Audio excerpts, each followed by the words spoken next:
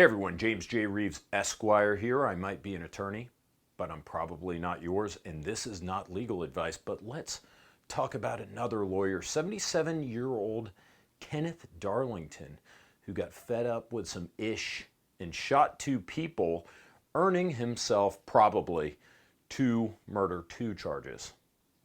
Sorry, this happened in Panama. Murder dos. Does Panama, do they even have murder? Is that a crime there? I don't know. I'm not a Panamanian lawyer, but this guy is. Let's talk about this incident as if it happened in the United States. What would happen if this same thing happened in the US? In case you don't know, earlier this week, American/Panamanian citizen and lawyer, at least I've read that, a man named Ken Darlington, 77 years old, he shot two protesters who were blocking the road in Panama. Now, I looked the guy up on attorneys.com and Martindale. He's already been scrubbed from those websites. Don't know what kind of lawyer he is, but this is totally a tax lawyer move. I would not be surprised if old Ken was a Title 26 guy. Tax lawyers, high billables, low chillables, especially around the end of the year, and April 14, little high strung. Let's break the incident down. So Ken gets pissed off because environmental protesters are blocking the highway, so he casually exits his vehicle. He approaches the protesters. Then apparently he says something to them. I'm sure they say something back. He starts moving objects placed in the highway that are blocking traffic, but not before, there it is.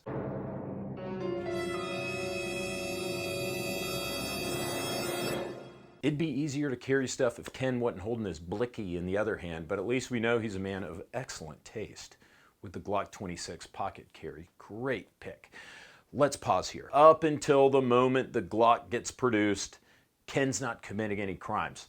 Now, once he produces the firearm, you're looking at a potential aggravated assault charge or attempted battery, really depending on what state you're in. In many states, assault is defined as an intentional act that puts another person in reasonable apprehension of imminent harmful contact, and it often rises to aggravated assault if a firearm or deadly weapon is used.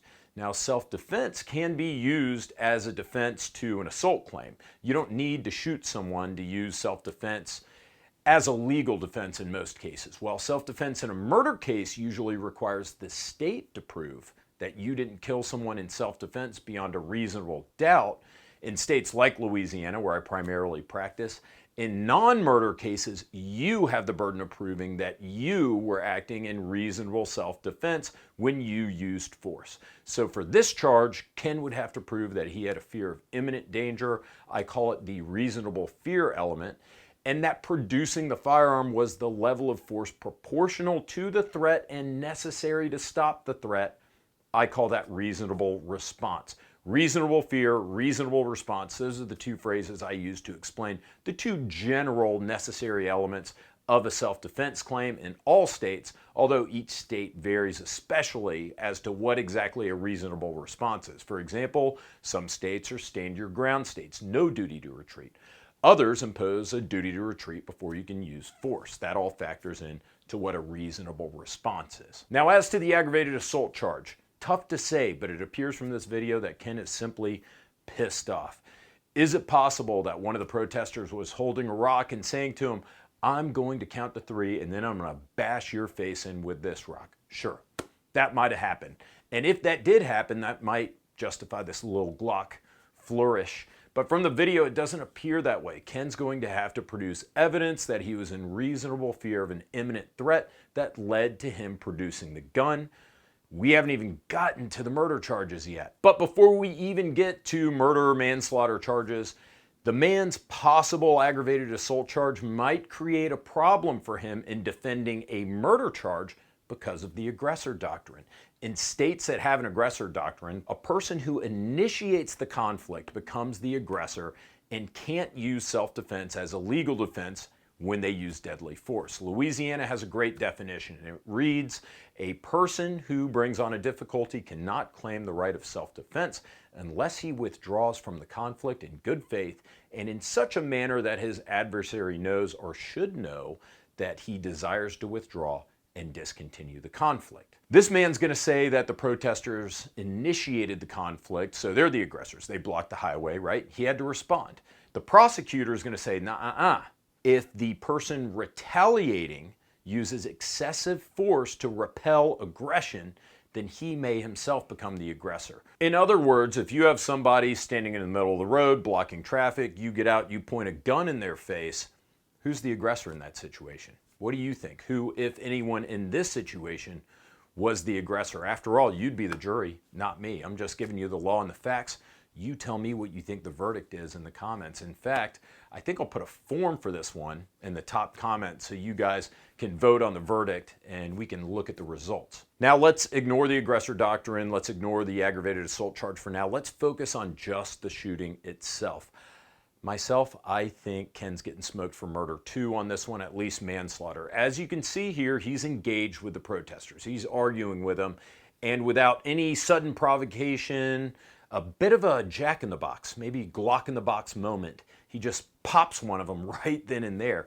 This looks like murder too, whether he was the aggressor or not, because there doesn't appear to be a threat that's imminent enough. Nothing happens. Imminence is frequently defined as the time period between the harm faced by the accused and the defensive action taken to prevent that harm from happening.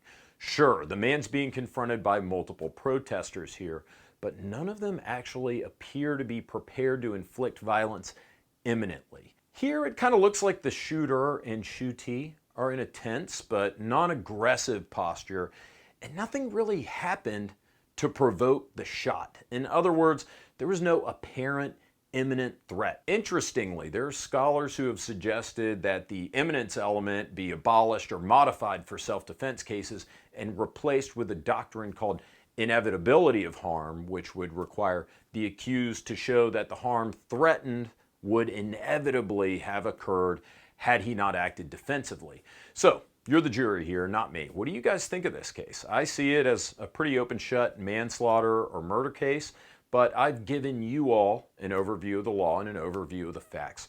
You're also looking at the video yourselves. Was this man in reasonable fear of imminent bodily injury, and was this a reasonable response to that threat? Who is the aggressor in this situation? Tell me your thoughts below. Guys, as usual, thanks for watching. Don't forget to subscribe. Take care and stay safe out there.